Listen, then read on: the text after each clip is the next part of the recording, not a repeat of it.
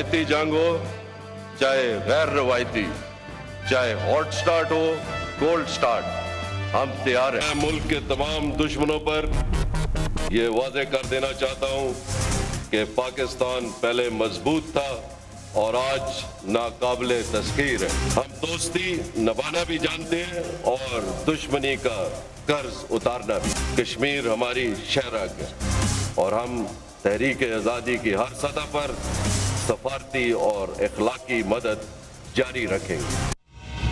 Programme तस्वीर में आपके साथ मैं हूं महरीन सप्तैन।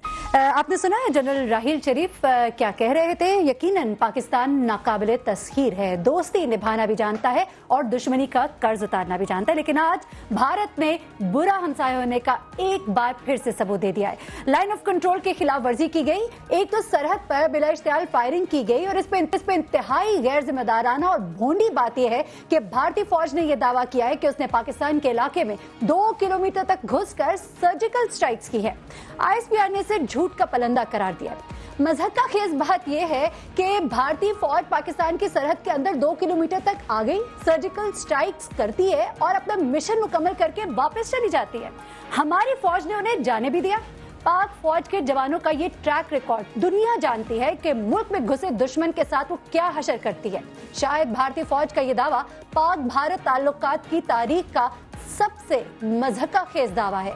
जी हाँ, एक तरफ पाकिस्तान की तरफ से कश्मीर का मुकदमा दुनिया के सामने एक भरपूर तरीके से रखने और हमसाए ममालिक खुसूसन चाइना के साथ बेहतरीन ताल्लुकात इस्तेवार कर लेने से भारत बुखलाया हुआ है, मगर भारत के अंदर भी ये आवाज मौजूद है कि ये जंगी जनूनियत भारत के अपने खिलाफ ही जाएगी।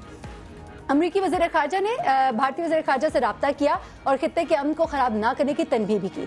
यूँ लगता है कि भारत जो है वो महदूद पैमाने की जंग शुरू करने के लिए बेताब है, जिसको पाकिस्तान की तरक्की के रास्ते में रुकावट और मसला कश्मीर से तवज्जो हटाने के लिए इस्तेमाल करना चाहता है। और ये कोई ढकी छुपी बात नहीं है, जबकि अमन आलम के लिए फिक्रमंद संजीदा मिजाज जहन जो है इस पर शदीद तनकीद कर रहे हैं। आप तारीख उठाकर देख लें, पाकिस्तानी फौज ने कभी बिला इश्तियाल फायरिंग का आगाज नहीं किया, हमेशा जवाबी कार्रवाई की गई है और आज भी वही हुआ। दुश्मन की तोपों को खामोश करवाया गया, मगर इस बार ये भी वाजे कर दिया गया है कि भारत ने जंगी जनूनियत के इस तरह कदम बढ़ते रहे तो इसका जवाब हम कहां देंगे, कैसे देंगे और कितना देंगे, सबके फैसले का हक हमारा है।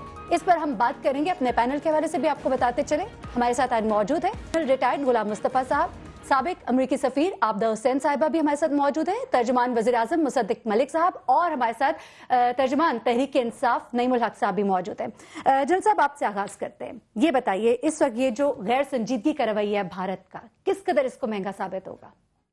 देखिए, ऑलरेडी मेरा ख्याल है कि मोदी साहब को इसकी बहुत बड़ी कीमत देनी पड़ी है। वो पिछली दफ़ा जो स्टेट इलेक्शंस थे वो भी हार गए हैं। अभी उत्तर प्रदेश में जो इलेक्शन होने जा रहा है, इस किस्म की कार्रवाई से उसको भी वहाँ पे नेगेटिव इफेक्ट होगा। एक तो ये इशू है। दूसरा, 18 सितंबर को जब ये वाक़या हुआ था तो पूरा दिन 11 चैनल्स ने एक आवाज़ उठाई थी कि उड़ी से पाकिस्तानी साख्त का असला भी मिला है, कोई कोल्ड ड्रिंक्स भी मिली हैं, और ये बयान इसी DGMO साहब की तरफ से मंसूब था जिन्होंने आज ये बयान दिया है। उन्हें सर्जिकल स्ट्राइक्स की बात तो कर दी, ये बात तो कह दी कि 2 किलोमीटर अंदर पाकिस्तान के अंदर घुस आए हैं। वो 2 किलोमीटर पहाड़ी इलाकों में तय करने के लिए आपको 1-2 घंटे नहीं लगते, मैं आपको बताना चाहता हूँ।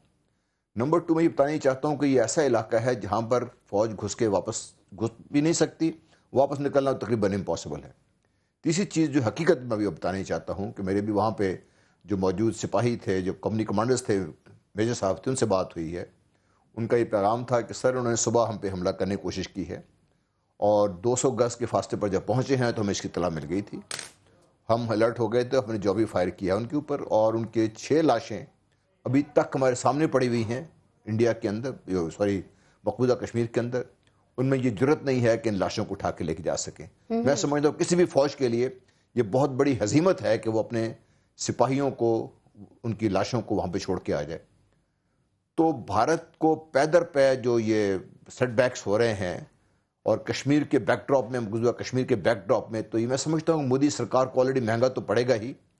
अब पूरे भारत के लिए ये एक बहुत बड़ा अलमिया बन चुका है कि मोदी साहब जो शाइनिंग इंडिया का नारा लेके कॉर्पोरेट इंडिया की मदद से सामने आए थे, वो हिंदुत्व का शिकार होगा। पूरे भारत के लिए एक अजाब बन चुके हैं ये। اچھا جنرل صاحب، آپ کو نہیں لگتا کہ جو باتیں انڈیا کی جانب سے اس وقت کی جا رہی ہیں، جو ان کی فوج کی طرف سے اس وقت بیانات سامنے آئے، انتہائی مذہقہ خیز ہے؟ یعنی کہ جب پوری دنیا میں ان بیانات کا ذکر کیا جائے گا تو کس قدر عظیمت کا سامنا اٹھانا پڑے گا بھارت کو؟ یعنی کہ پاک فوج جیسی فوج جو سربیاز پہ ہم دیکھ رہے ہیں، جو کہ ہر وقت ٹرینڈ ہے، سب سے بیسٹ فوج ہے اس وقت دنیا کی، اس فوج کے علاقے کے اندر اتنے دور تک اندر داخل ہو جانا اور اس کے بعد واپس چلے جانا، اتنے آرام سے چلے جانا کہ وہ کہتے ہیں کہ ہم نے اتنی لاشیں گرا دی، ان کے پاس کوئی ثبوت نہیں. ہم اپنے ٹیلی ویژن اسکرین پہ اس وقت ثبوت دکھا رہے ہیں، ہم دکھا رہے ہیں ان کی چوکیاں جو ہم نے تباہ کی، ہم دکھا رہے ہیں ان کے فوجی جو ہم نے مارے، ان کے پاس ثبوت ہے تو وہ دکھاتے کیوں نہیں؟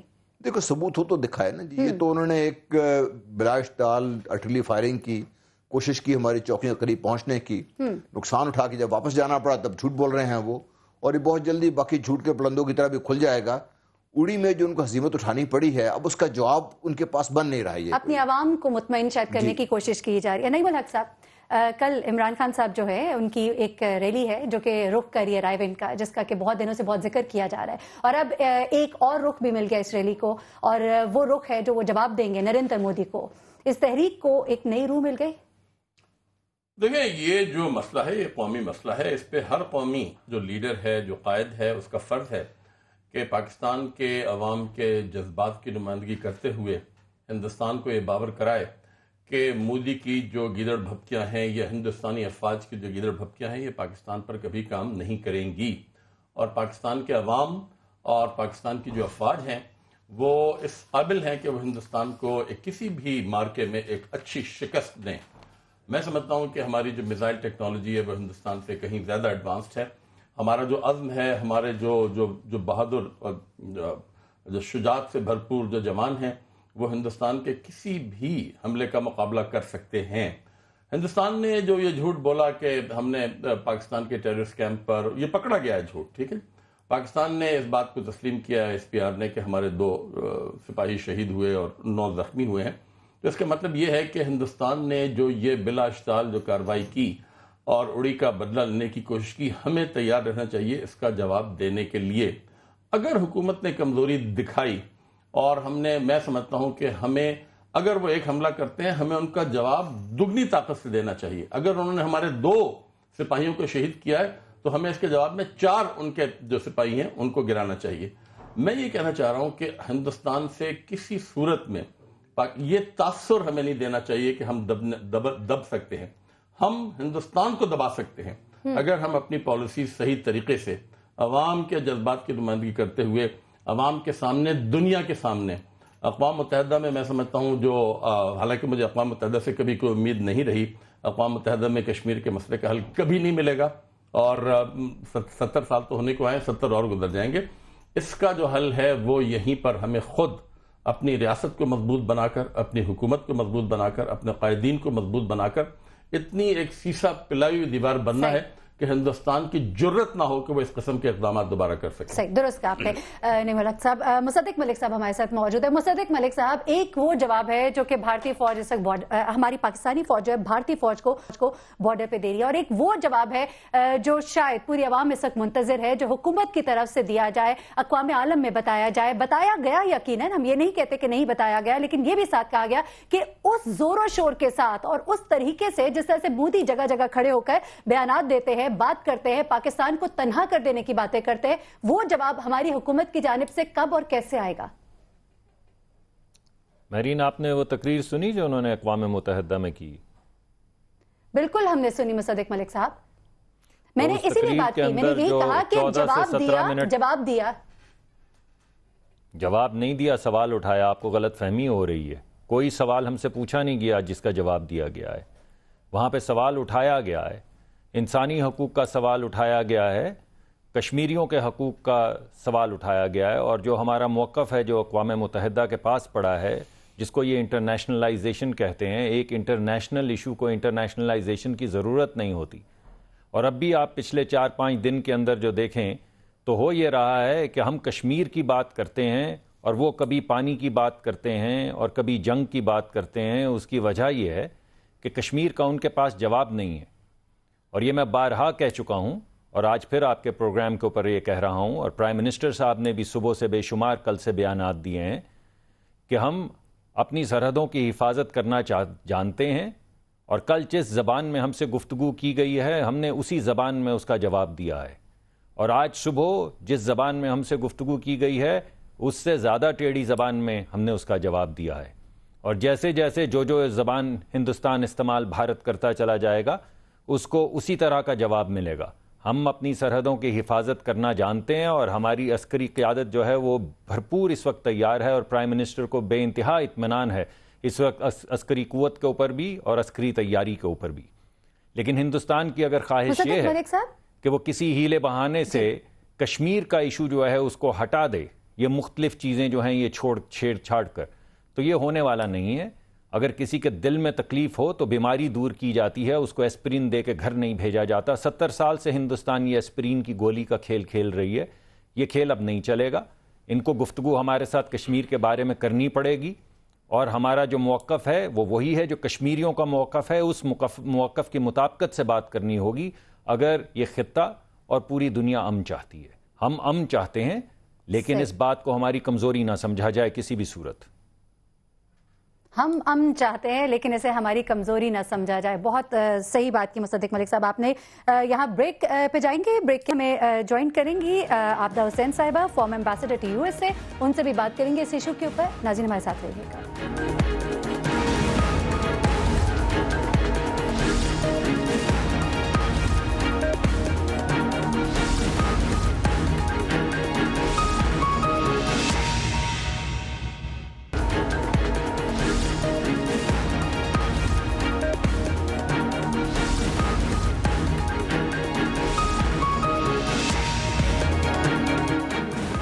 ویلکم بیک ناظرین، بات کر رہے اس وقت بھارت کی جارحیت پر، اشتعال انگیز فائرنگ جس کو کہ سرجیکل اسٹرائک کا نام دیا جا رہا ہے بھارت کی جانب سے، اس پر ہم اس وقت بات کر رہے ہیں۔ ہمارے ساتھ اس وقت جنرل ریٹائرڈ غلام مصطفیٰ صاحب موجود ہیں، عابدہ حسین صاحبہ نے ابھی ہمیں جوائن کیا ہے، ہمارے ساتھ مصدق ملک صاحب ہیں، اور ہمارے ساتھ نعیم الحق صاحب اس وقت موجود ہیں۔ بیگم عابدہ حسین صاحب، آپ سے آغاز کرتے ہیں اس وقت۔ یہ جو سچویشن کریٹ کی ہوئی ہے بھارت نے، جس طرح سے اس وقت فائرنگ کی جا رہی ہے، بلا اشتعال فائرنگ کی جا رہی ہے، اسے سرجیکل اسٹرائک کا رنگ دیا جا رہا ہے، جس وقت دنیا کے سامنے بھارت کا یہ جھوٹ بے نقاب ہوگا، کتنی سبکی ہوگی بھارت کو، اور کیا پاکستان جو ہے اپنا مقدمہ ٹھیک سے پیش کر پائے گا؟ جی کوئی وجہ نہیں کہ پاکستان اپنا مقدمہ ٹھیک سے پیش نہ کرے۔ میں سمجھتی ہوں کہ ہندوستان یہ تمام جو وارداتیں کر رہا ہے، بنیادی طور پہ یہ جو کشمیر کے اندر کیفیت ہے سری نگر وادی میں، اس کو چھپانے کے لیے کر رہا ہے۔ وہاں پہ جو کیونکہ لوگ بڑے اس وقت متحرک ہیں، بااحتجاج ہیں، وہاں ایک انتفاضہ کی صورت بنی کھڑی ہے، تو اس سے دنیا کی نظریں ہٹانے کے لیے اور بھارت کے اندر اکثر لوگوں کی نظریں ہٹانے کے لیے ہندوستان نے ایک جارحانہ رویہ اختیار کر رکھا ہے، اور وہ طرح طرح کی وارداتیں کر رہے ہیں، جس کا لیٹسٹ یہ ہے کہ انہوں نے پاکستان کے 2 سپاہی مار دیے ہیں اور بارڈر کی خلاف ورزی کی ہے۔ اس کو سرجیکل اسٹرائک کا نام دے دیں، جو بھی دے دیں، لیکن یہ بیسکلی ان کا جو ایک بنیادی مسئلہ ہے کہ کشمیر کے لوگ ان کے قابو میں نہیں آ رہے، یہ سارا اس سے توجہ ہٹانے کا عمل ہے۔ صحیح، ٹھیک ہے۔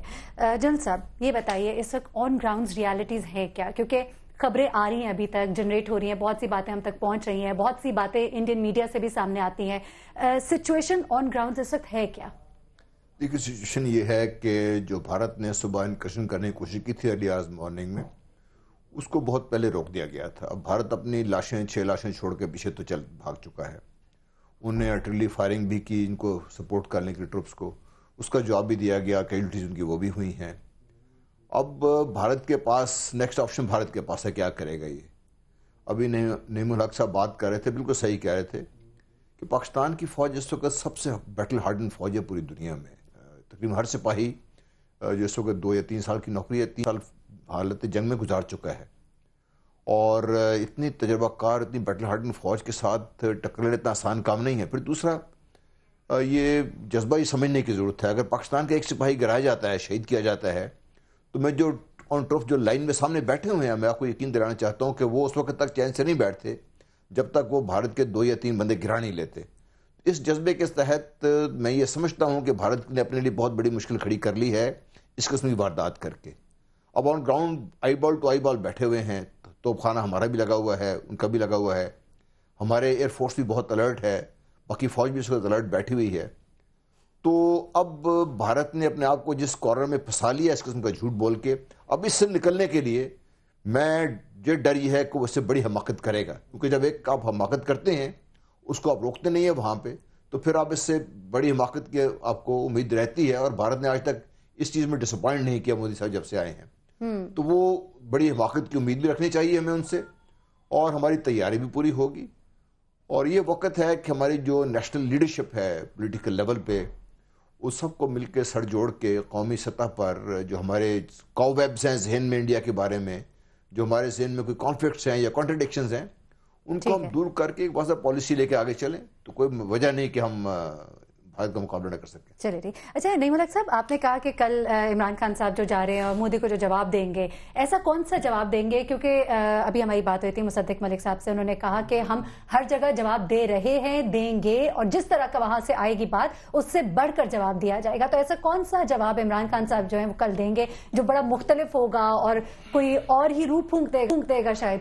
دیکھیں, میرے خیال میں اس کا کل تک انتظار کریں. آپ کو اس وقت میں اس کے متعلق آپ کو کچھ بتا نہیں پاؤں گا, مگر میں آپ کی توجہ دلانا چاہتا ہوں کہ آج ہندوستان کا جو سٹاک ایکسچینج کا انڈیکس ہے وہ بہت بری طرح متاثر ہوا ہے, نقصان. اور نریندر مودی کو آئے ہوئے تقریباً 2 سال ہونے کو آئے ہیں, اور انہوں نے بڑے بڑے پلانز بنائے ہیں انڈیا کی جو معیشت ہے اس کو ابھارنے کے لیے.